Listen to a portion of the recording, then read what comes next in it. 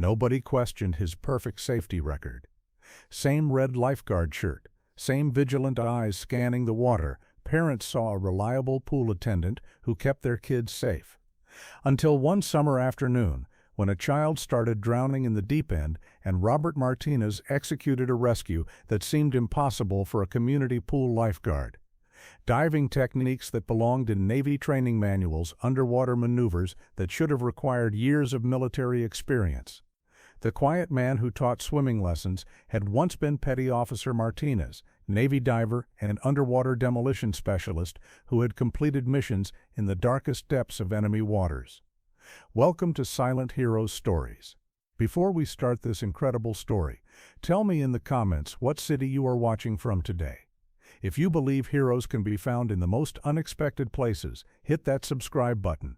These stories matter. Robert Martinez climbed into the lifeguard chair every morning at 6 a.m., Riverside Community Pool, suburban Chicago.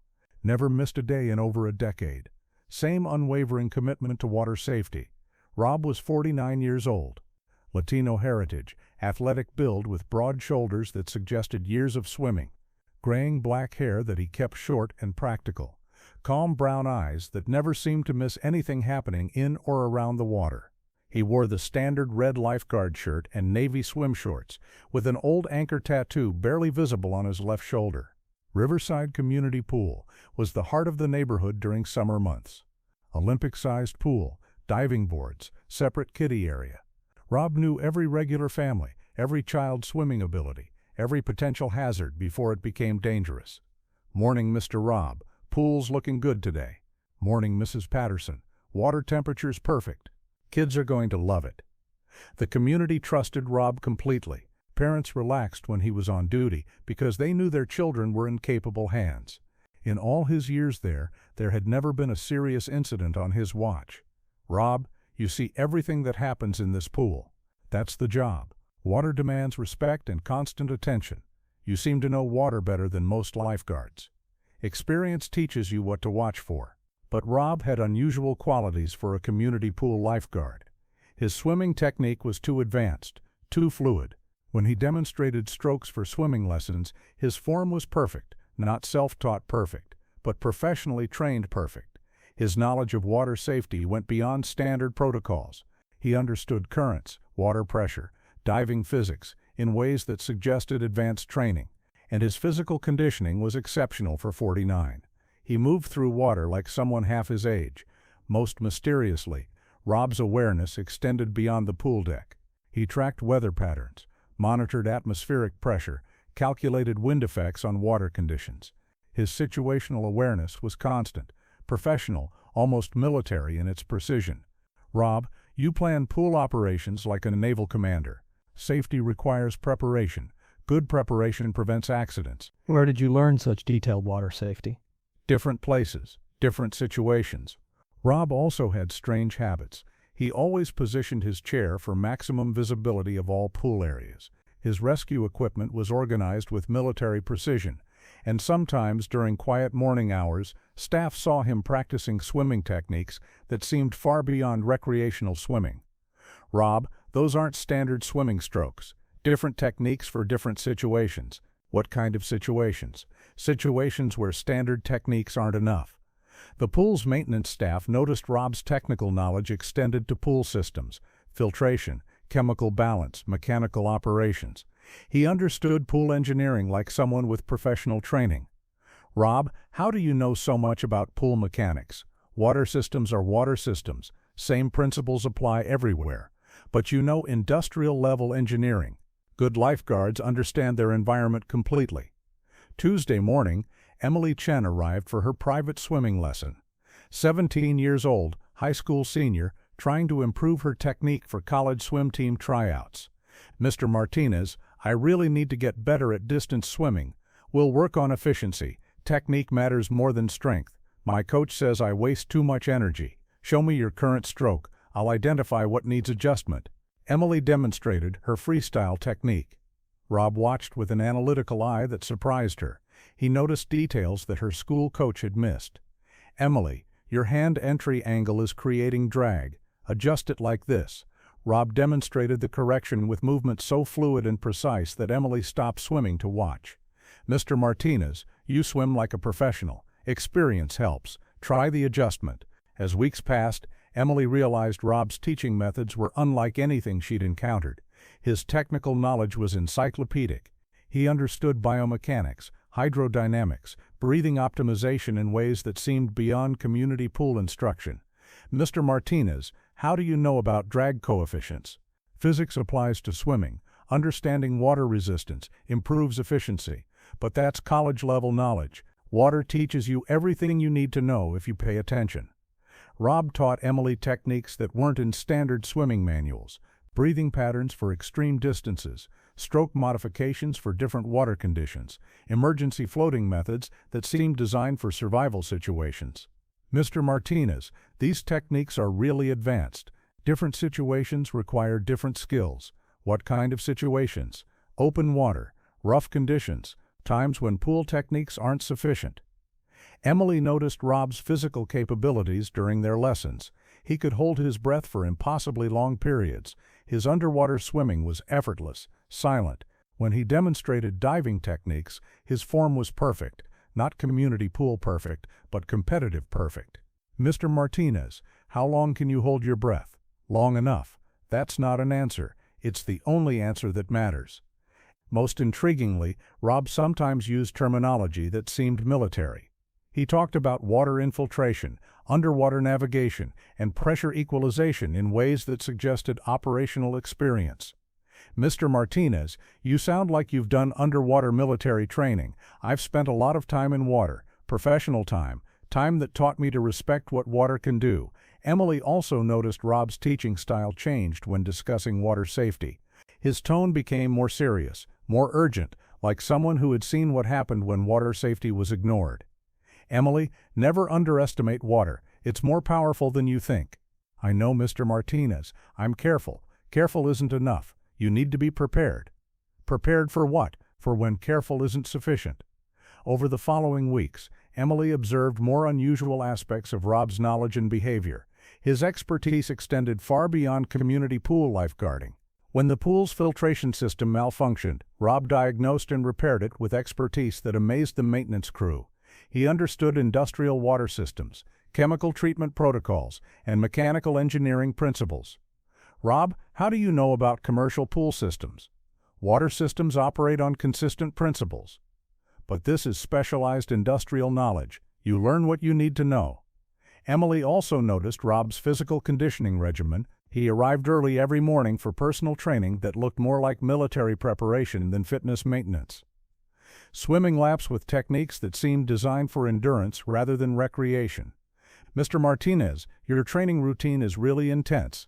Staying in shape is part of the job, but that looks like military swimming." "Good swimming is good swimming."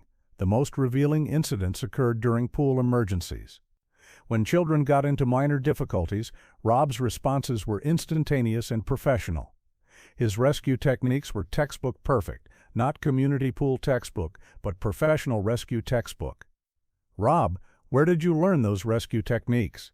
"Training. Lots of training." "What kind of training?" "The kind that prepares you for real emergencies."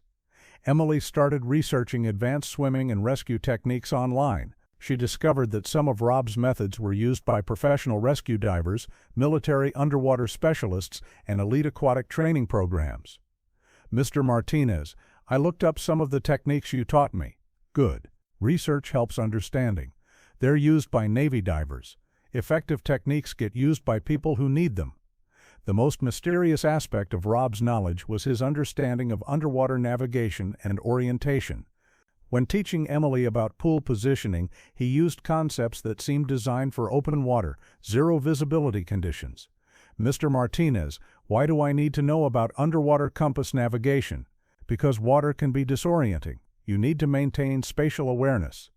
In a pool, good habits transfer to all water environments. Emily also noticed Rob's reaction to certain pool situations. When children played games involving breath holding or underwater swimming, Rob's supervision became intense, focused, like someone who understood the serious risks involved. "Mr. Martinez, you watch underwater activities really carefully." Underwater is where accidents become tragedies. You sound like you've seen accidents. I've seen what water can do when people don't respect it. One afternoon, Emily brought a magazine article about Navy underwater demolition training to show Rob. His reaction was subtle but telling. Recognition in his eyes, then careful neutrality. "Mr. Martinez, have you heard of underwater demolition teams?" "I've heard of them. What do you think about their training?" "Very specialized, very demanding." "Do you know anyone who's done that training?" "I know water teaches everyone differently." Saturday afternoon, July 15th. The pool was crowded with weekend families. Rob was in his lifeguard chair, maintaining his usual vigilant watch over the swimmers. At 2:17 p.m., everything changed. 8-year-old Tommy Wilson was showing off for friends near the diving board. He jumped into the deep end, but immediately started struggling. Not normal struggling, panic struggling. Rob saw the situation developing before anyone else noticed. Tommy was experiencing what swimmers call negative buoyancy panic, a condition where fear causes muscle tension that makes floating impossible. "Tommy's in trouble," Rob announced calmly but urgently, already moving. Other parents looked toward the pool, confused. Tommy seemed fine from a distance, but Rob could see what they couldn't. The child was drowning in plain sight, surrounded by other swimmers who didn't realize the danger. Rob's response was instantaneous and professional. He entered the water not with a running dive, but with a precision entry that created minimal splash and maximum speed. His approach to Tommy was direct but controlled. But then something unexpected happened. Tommy panicked completely and grabbed Rob in a death grip that pulled both of them underwater.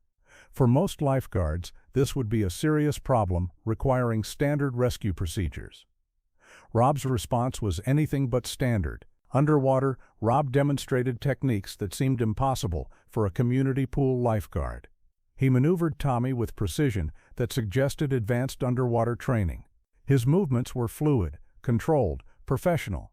Emily watched from poolside, amazed. Rob was functioning underwater like he belonged there. No struggle, no panic, just smooth professional action. Rob surfaced with Tommy in a perfect rescue carry, but his technique was wrong. Not wrong for saving Tommy, but wrong for civilian lifeguarding. His method was military rescue protocol, designed for extraction under hostile conditions. "Mr. Martinez, how did you do that?" "Standard rescue procedure." "That wasn't standard, that was advanced." As Rob administered first aid to Tommy, Emily noticed his assessment was systematic, professional, like someone with advanced medical training. He checked pulse, breathing, neurological response with expertise that went beyond basic lifeguard certification. "Mr. Martinez, you're checking things they don't teach in lifeguard training. Thorough assessment prevents complications, but you're using medical protocols. Water emergencies require medical knowledge." Tommy recovered quickly, but the incident had attracted attention. Other parents gathered around, amazed by Rob's rescue technique. "Rob, that was incredible. Where did you learn to handle underwater emergencies like that?" "Training and experience." "What kind of training?" "The kind that prepares you for situations like this." But Emily had seen something the other parents missed. During the underwater portion of the rescue, Rob had demonstrated capabilities that belonged in professional diving manuals, not community pool protocols. "Mr. Martinez, can we talk privately?" "Sure, Emily. What's on your mind?" "That rescue, those techniques. Where did you really learn them?" Rob looked at Emily carefully, then made a decision. Different kind of water, different kind of emergencies. That evening, Emily couldn't stop thinking about Rob's rescue. His underwater performance was beyond civilian training. His techniques suggested military expertise. The next morning she arrived early for her lesson and found Rob already in the pool, practicing. But he wasn't practicing recreational swimming. He was practicing combat swimming techniques. "Mr. Martinez, those aren't civilian swimming methods." Rob surfaced, studied Emily's expression, then made a decision. "No, they're not." "What are they?" "Military swimming, underwater operations techniques." Emily waited for more explanation. Rob climbed out of the pool, sat on the deck beside her. "Emily, what do you think you saw yesterday?" "I saw someone who's trained for underwater operations, military operations." "And what do you want to know?" Emily took a breath. "I want to know who you really are." Rob was quiet for a long moment, watching the empty pool surface. Petty Officer First Class, Robert Martinez, United States Navy, Underwater Demolition Specialist, Navy Diver, Navy Diver, Combat Swimmer, Underwater Demolition Team. Emily's eyes widened. Like Navy SEALs? Similar training, different missions. I specialized in underwater operations. For how long? 12 years active duty, deployments around the world. Rob explained his background. Enlisted straight from high school, advanced through underwater demolition training, one of the Navy's most demanding specialties. Deployed to operations that required precision underwater work in hostile environments. Emily, underwater demolition is about more than swimming. We did explosive ordnance disposal underwater, ship hull inspections, covert infiltration operations. That sounds dangerous, very dangerous. The ocean doesn't care about your training if you make mistakes. How many operations? I can't discuss specific missions, but enough to understand that water is both friend and enemy. Why did you leave the Navy?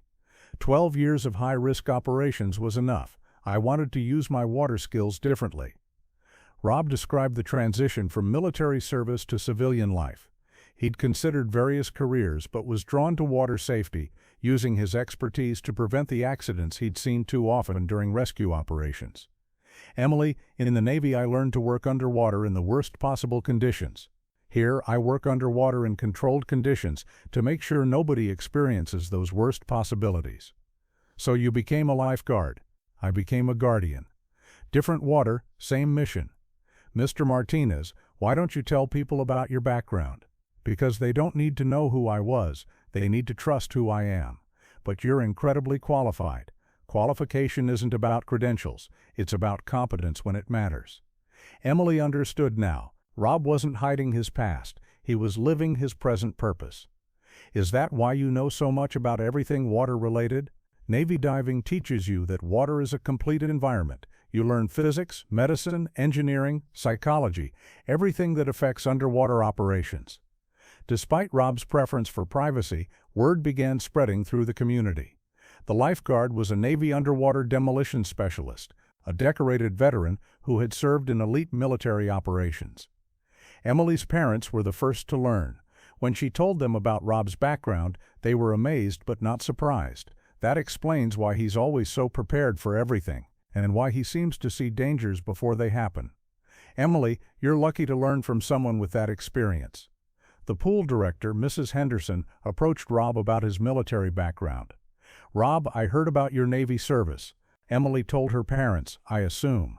I'm not upset, I'm impressed, and grateful. Why grateful? Because now I understand why our pool has the best safety record in the county.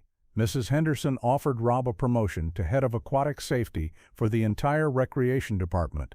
Rob declined. Why not? You're overqualified for a single pool.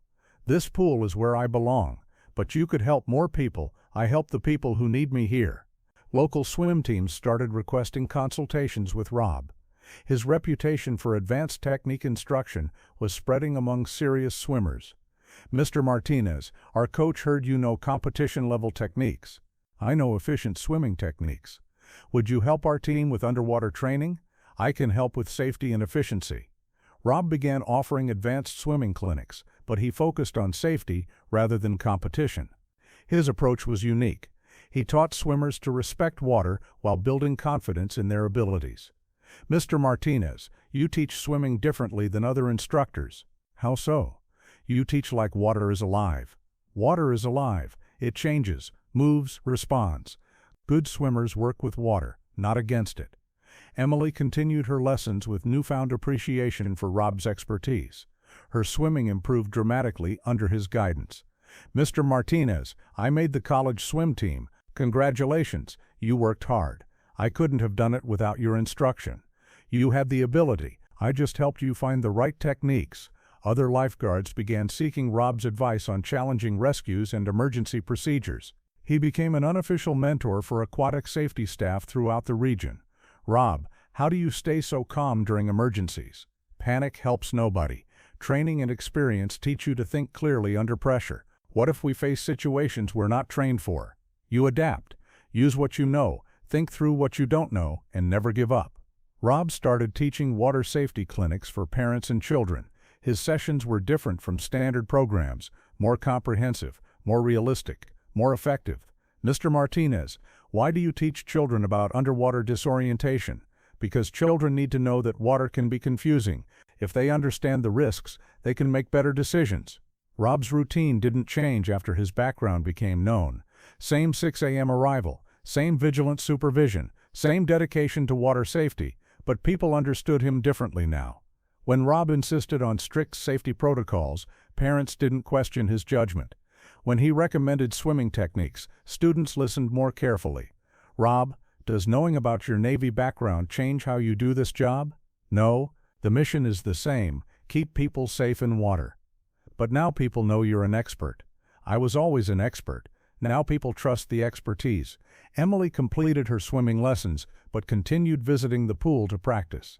Rob's instruction had transformed not just her technique, but her relationship with water. Mr. Martinez, you taught me to think like water.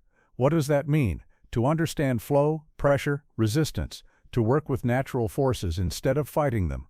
That's good swimming and good life philosophy.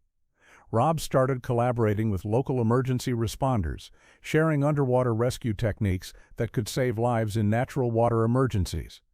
Rob, these techniques are revolutionary for our rescue teams. They're not revolutionary, they're just proven methods applied to civilian situations. Where did these methods come from? From understanding that water doesn't care, whether you're military or civilian. Physics is physics.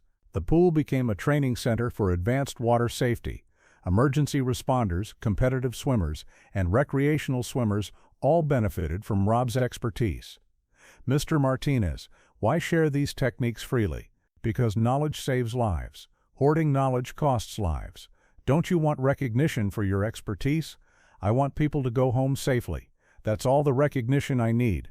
One summer afternoon, a family with a special needs child approached Rob about swimming lessons. Mr. Martinez, our son has autism. Most instructors can't work with him. Water doesn't discriminate. Everyone can learn to be safe in water, but he's very difficult to teach. Then we'll find the right way to teach him. Rob spent extra time developing specialized techniques for children with different learning needs. His patient, methodical approach worked with students that other instructors couldn't reach. Mr. Martinez, how do you connect with children who have learning difficulties? Same way I connected with nervous sailors during training. You find what they understand and build from there. The community began recognizing Rob not just as a lifeguard, but as a guardian of water safety. His influence extended beyond the pool to lakes, rivers, and beaches throughout the region. Rob, families are safer around water because of you. Families are safer because they learn to respect water, but you taught them that respect. Water taught them. I just translated. That evening, as Rob completed his final pool check, Emily stopped by to thank him for everything he'd taught her. Mr. Martinez, I'm going to college next month. You'll do great. Remember what water taught you about persistence and adaptation. What about you? Any plans to change? Same plans as always. Be here when water and people need supervision. Emily looked around the pool where Rob had spent so many years ensuring safety. Mr. Martinez, don't you miss the excitement of military operations? Emily, I found something better than excitement. What's that? Purpose without danger. I can use my skills to prevent emergencies instead of responding to them. Rob began his evening equipment check. Same methodical process he'd followed for years. Tomorrow would bring new swimmers, new lessons, new opportunities to keep people safe. Petty Officer Martinez had found his final duty station.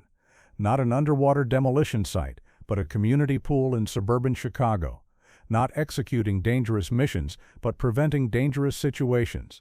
Same commitment to safety, same dedication to service, same understanding that his skills existed to protect others.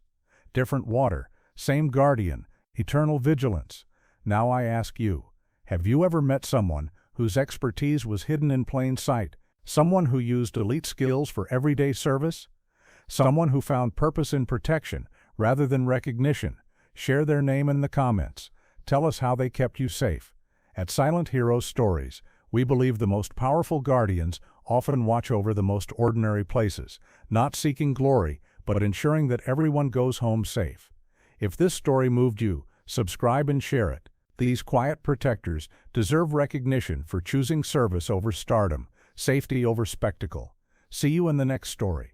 And remember, that lifeguard watching over your children, that instructor teaching water safety, the person who seems to know just a little too much about keeping people safe might just be the warrior who traded combat for community, missions for mentoring, and found their true calling in making sure that every day ends with everyone safe and sound. Because true guardians don't retire from protecting people, they just find new waters to watch over.